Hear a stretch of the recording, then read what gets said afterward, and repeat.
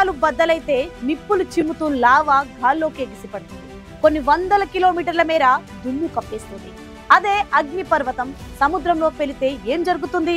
ఇప్పుడు దీనిపైనే శాస్త్రవేత్తలు ప్రయోగాలు ముమ్మరం చేశారు. పసిఫిక్ మహాసముద్రంలో ఉన్న యాక్సియల్ సీ మౌంట్ అనే అగ్ని పర్వతం త్వరలో పేలుతుందని శాస్త్రవేత్తలు అంచనా వేస్తున్నారు. సముద్ర ఉపరితలానికి 1.4 కిలోమీటర్ల లోతున ఉన్న ఈ అగ్ని పర్వతం గతంలో పేలినప్పుడు 24 గంటల్లో 10,000కు పైగా భూకంపాలు సంభవించాయి. అయితే ఇప్పుడు ఈ అగ్ని పర్వతం పేలితే పరిస్థితి ఏంటనే దానిపై ఉత్కంఠ నెలకొంది.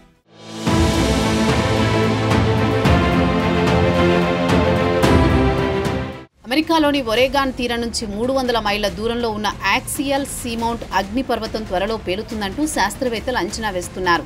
సముద్ర ఉపరితలానికి 1.4 కిలోమీటర్ల లోతులో ఉన్న ఈ అగ్ని పర్వతం జువాన్ డి ఫుకా రిడ్జ్ అనే సముద్ర గర్భంలోని పర్వత శ్రేణిలో పసిఫిక్ జువాన్ డి ఫుకా టెక్టానిక్ ప్లేట్ల మధ్య ఉంది.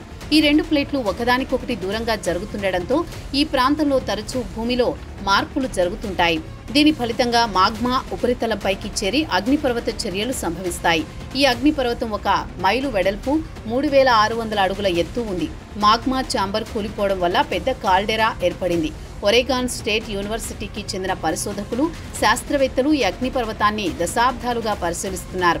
2024 డిసెంబర్లో అమెరికన్ జియోఫిజికల్ యూనియన్ సమావేశంలో ఈ అగ్నిపర్వతం 2025 చివరి నాటికి పేలవచ్చని ప్రకటించారు. మాగ్మా సముద్ర ఉపరితలానికి చేరుకోవడం వల్ల అక్కడ నీరు వేడెక్కుతోంది.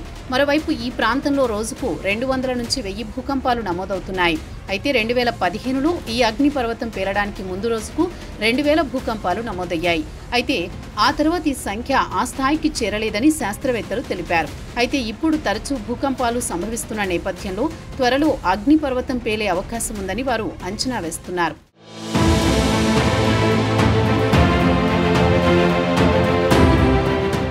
ఈ అగ్నిపర్వతం సముద్ర గర్భంలో ఉండడంతో దీని పేలుడు ప్రభావం మనుషులపై పడదు. దీంతో శాస్త్రవేత్తలకు సహజ ప్రయోగశాలలా పనిచేస్తుంది. ఇక ఈ అగ్నిపర్వతం గతంలో 1998, 2011, 2015లో పేలింది. 2015లో జరిగిన పేలుడు సమయంలో 24 గంటల్లో 10,000 భూకంపాలు నమోదయ్యాయి. 450 అడుగుల మందంతో లావా ప్రవాహాలు ఏర్పడ్డాయి.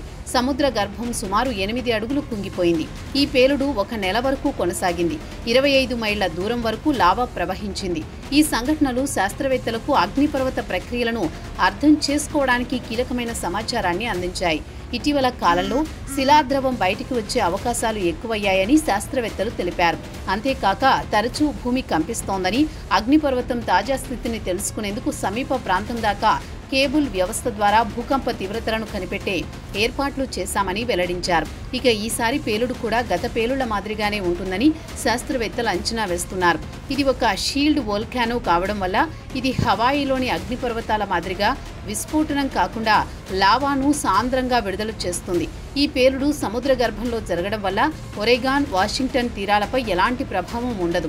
ఇది సునామీ లేదా భూకంపాలను కలిగించే అవకాశం చాలా తక్కువ.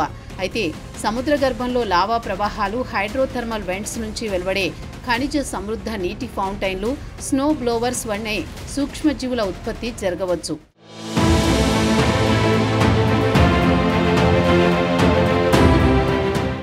యాక్సియల్ సీమౌంట్ చుట్టూ ఉన్న హైడ్రోథర్మల్ వెంట్స్ సముద్ర జీవజాలానికి ఒక ఒయాసిస్లా పనిచేస్తాయి.